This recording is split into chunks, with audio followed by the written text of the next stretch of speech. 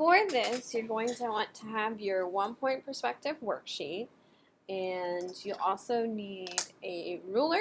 It's very important, it makes life a lot easier for you.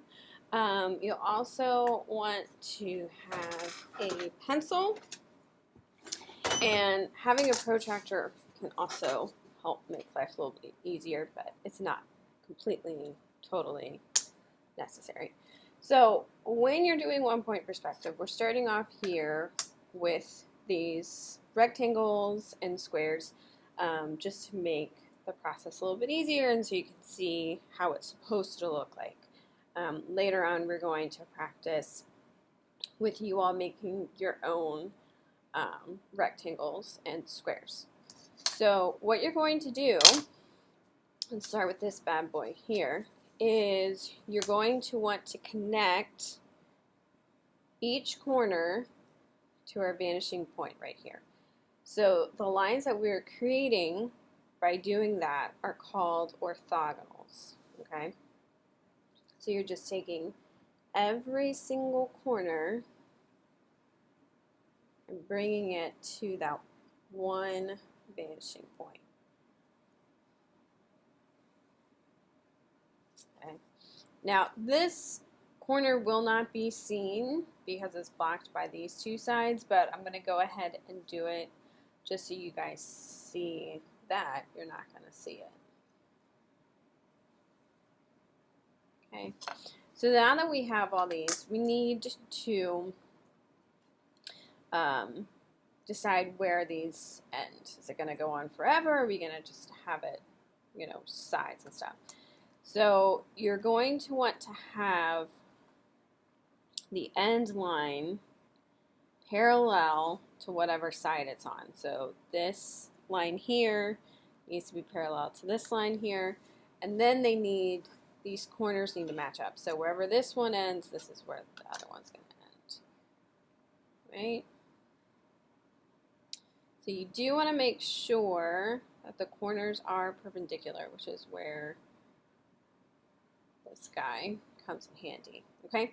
So that's just one box in 1-point perspective. I'm just going to highlight where it ends so you can see it a little bit better. Okay. So this, all these lines that you've drawn, take that rectangle and make it look like a 3-dimensional box. Okay, you see that there? So you just keep on going.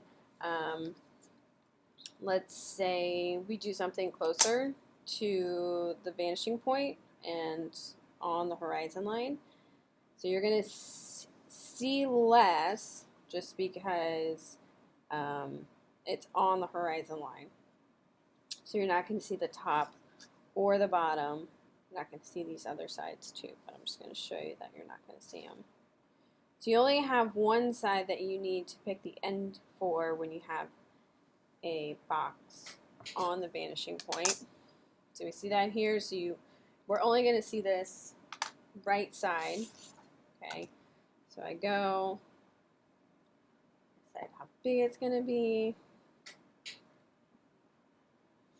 and then I pick the end point. You'll see it's not as dramatic of an angle because it's on the horizon line. Now, with this one, you see the bottom of it because it's above the horizon line. This one, it's on the horizon line, so you only see the side, okay? And then this one down here, we're going to do this one next, and you're only going to see its top. You're not going to see the bottom because it's below the horizon line. Isn't that crazy?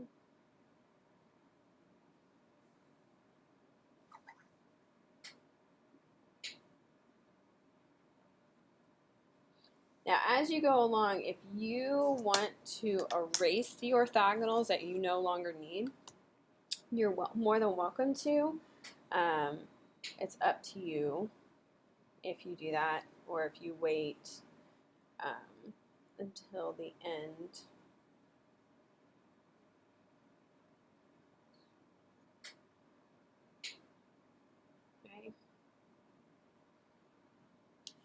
One thing you will want to do is you'll want to use like a 4H pencil or just make super light marks.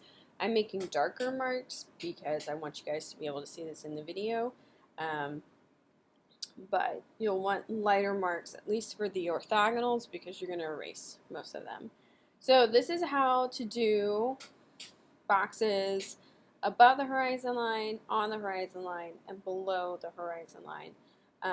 So go ahead and do these other 6 boxes and have fun.